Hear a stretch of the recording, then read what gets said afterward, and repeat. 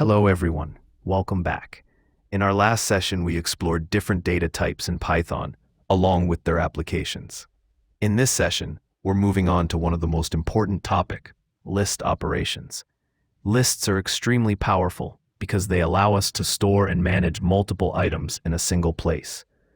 By the end of this video, you'll know how to create lists and perform various operations on them with ease. Let's get started.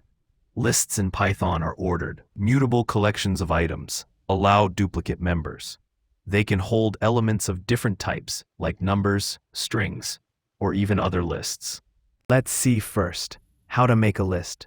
Lists are defined by placing items inside square brackets, separated by commas.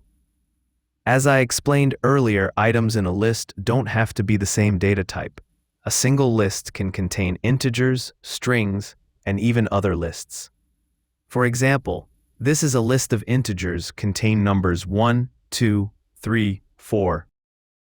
Another example is list of strings contains fruits, apple, banana, cherry. Now see example for mixed list contains 10, hello, 3.14, true. Now let's discuss how to get how much elements present in list. The answer is by using the built-in length function, which returns the number of items in a list that is length of list. Suppose here I want to find out length of above-mentioned numbers list, then write list length equals len of numbers, then we get output as 4. Similarly write to get the length of mixed list, and here we get output is 4. Now let us see how to access elements from list. To get an item from a list, we use its index. Remember, Python lists are zero-indexed, meaning the first item is at index 0, the second at index 1, and so on. Let us see one example. Fruits equals apple, banana, cherry. Here in fruits list, apple is at index 0, banana at index 1, and cherry at index 2. To access the first item from fruits list, we have used print fruits 0. Now here we get output as apple, which is at index 0. Similarly, to access the third item, use print fruits 2. Then we get output cherry. We can also use negative indexing to access elements from the end of the list.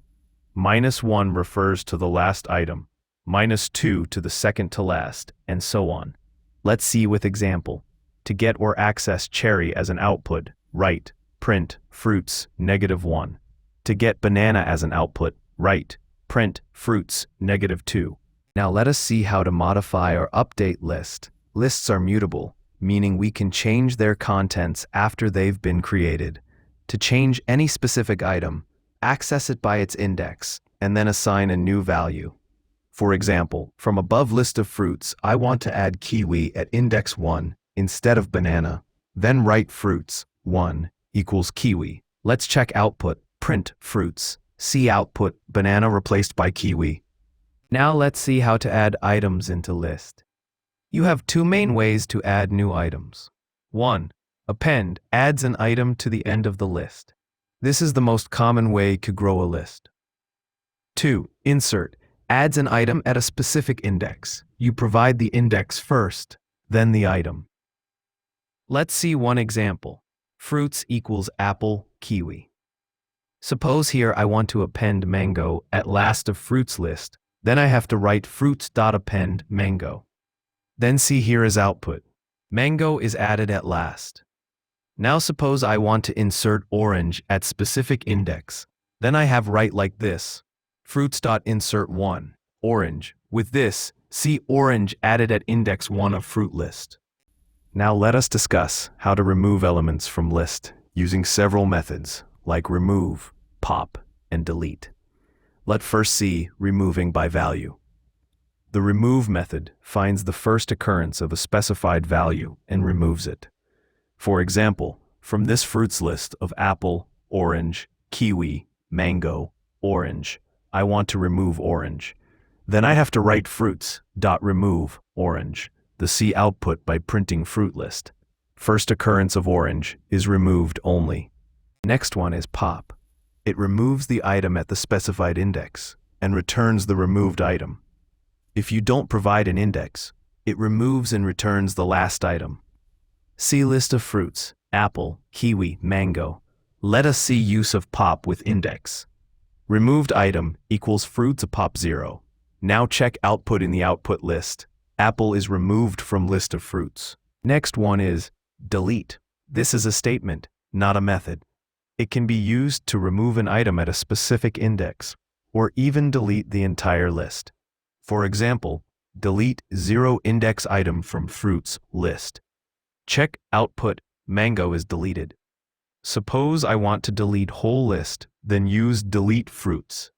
Now see output, fruits list not assigned. Finally, let's look at some other common and useful operations. Let's see first slicing. Slicing allows us to get a sublist, a range of elements, using the colon notation. The slice goes up to, but not including, the end index. For example, we are having list of numbers equals 10, 20, 30, 40, 50, 60. Get elements from index 1 up to index 4. Then write subset equals numbers 1 to 4. Then the output is 20, 30, 40. Let's see another example. Get elements from the beginning up to index 3. Start slice equals numbers. Start slice equals numbers. Then see the output is 10, 20, 30. Another example is get elements from index 4 to the end, and the output is 50, 60. Now see use the in keyword to check if an item exists in a list. It returns a Boolean that is true or false. Let's see. Example fruits equals apple, banana.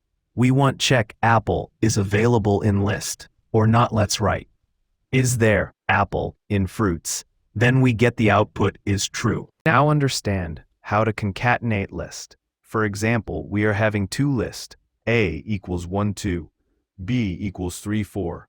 Let's concatenate them by using C equals A plus B. Let's see the result now, 1, 2, 3, 4.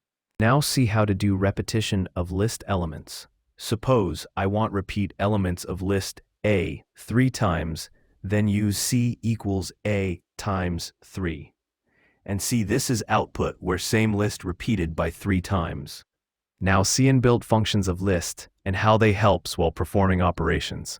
For example, take list of numbers, numbers equals 5, 2, 9, 1. Now using length inbuilt function, check length of list.